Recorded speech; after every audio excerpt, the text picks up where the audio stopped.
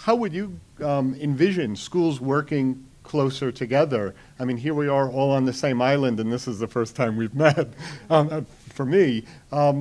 What kind of program do you think would be particularly valuable? What would you like to see? Any thoughts or suggestions, as far as a consortium, maybe shared like MakerBot spaces, and anything. Yeah, I'll jump in to kick things off on that. So, Mount Sinai is a biomedical institution, and so our professors, our students, our activities are much around the life sciences. But I'm a big believer in what the design world has to offer us. And so one of the opportunities that we're interested in is reaching out to partner with design programs. We do not have an engineering school. Increasingly, engineering is absolutely critical to the type of translational work that we want to do. And so we're reaching out. We've recently created a partnership with Rensselaer Polytechnic Institute up in Troy, which is a superb engineering school, doesn't have an academic medical counterpart. I've worked closely with the Zahn Center at CUNY, which is a wonderful entrepreneurship program that has maker facilities in space and all. And so, again, I think you're starting to see that. Again, the tradition is that universities want to do everything themselves, and Columbia's the competition. But I think increasingly those walls are breaking down, and partly, I want to get this in. There's a professor at Harvard Business School named Howard Stevenson, and he defines entrepreneurship as the pursuit of opportunity without regard to resources currently controlled. And it's a great thing. And so there are a lot of resources I don't control. I don't control a design school. But as an entrepreneur, I want to reach out and create that relationship. And I think increasingly universities are open, or schools in general are open to that. So, from my perspective, when I look at some of the best things that we've done and something that's a model for the future, is that where you have these tripartite relationships where you've got government working with universities, working with the private sector, we find that those can lead to some of the biggest and best outcomes. And it's on a whole variety of levels. Some of our most successful incubators, we have an incubator on Varick with NYU. It's EDC, bringing together money with the university, bringing in private companies into the incubator, mentoring them. The successes that we've had from that, $100+ million raise, many companies forming, lots of jobs, hugely successful. The Media Lab is another example. You bring together the government with the universities.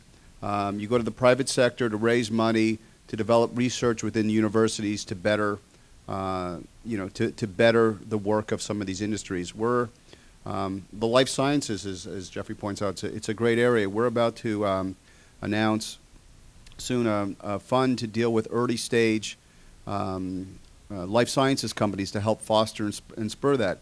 Again, it was the government coming together with private industry, with all the leaders of the academic medical centers to help solve a problem. And I can go on and give you example after example, but I think in the world that we live in, that's moving so quickly, that's so focused on a knowledge-based economy, that you need to combine the collective assets of all of these institutions to get to a whole other level. Yeah, coming from the private sector previously, I would say one of the great joys of the last 8 years has been that you can turn to people, you can turn to other institutions that one might, if it were the private sector, they would have been your competition. And you could say, how do we make this better? Now, how do we work together to make this better? And so some of it's about sharing resources. Some of it's about coming together to go after things that you couldn't do on your own. So just by way of example, about 5 or 6 years ago, all the academic medical centers in New York got together and said, each of us alone are having trouble attracting the best investors, the best VCs to come to New York, or the ones in New York to come to see us and see all the great companies that could get started. So we got together as a group, and once or twice a year now, and it actually was just yesterday at Sloan Kettering this time, but we all get together and we put forth the 2 or 3 most fundable companies that are emerging from the university in front of an audience of 200 to 300 of the big pharma companies, the medical device firms, and the investors. They wouldn't have shown up if it was just Columbia or just Sloan Kettering or just Mount Sinai, but if they can see 15 to 20 ideas all at once, that's worth coming. Similarly, I mentioned the Power Bridge effort earlier, but that's Columbia, so NYSERDA, which is the New York State Energy Research Development Authority, it's part of the state government. they put out a proposal to try and create more energy-related startups in New York. Columbia got together with NYU, NYU Poly, Cornell, CUNY, SUNY Stony Brook, and Brookhaven National Labs, and put in a joint proposal and ended up winning a $10 million grant to get these companies off the ground over the next 5 years. We just launched a couple of weeks ago and got 50 proposals from researchers at the institutions to create startups. The first question people ask is, weren't you fighting like cats and dogs over who's going to be in the lead? And the answer is not at all, because this helps everybody. I think the development of collaboration in competitive environments is critical. I work with a group of 30 art and design colleges around the issue of sustainability, and the presidents of the institutions were all incredibly concerned that we were going to be stealing each other's students. And what we've been able to do is advance sustainability in the academic environment much more quickly than they would have been able to do on their own, because we're sharing resources, we're able to do faculty development together, we're able to afford to make change rather than sit there in our silos and try to figure out how to get those resources together to actually implement change. And it's the way of the future. The world is too complex now to be able to sit over here, have all of the parts and pieces that you need, and think you're going to do something.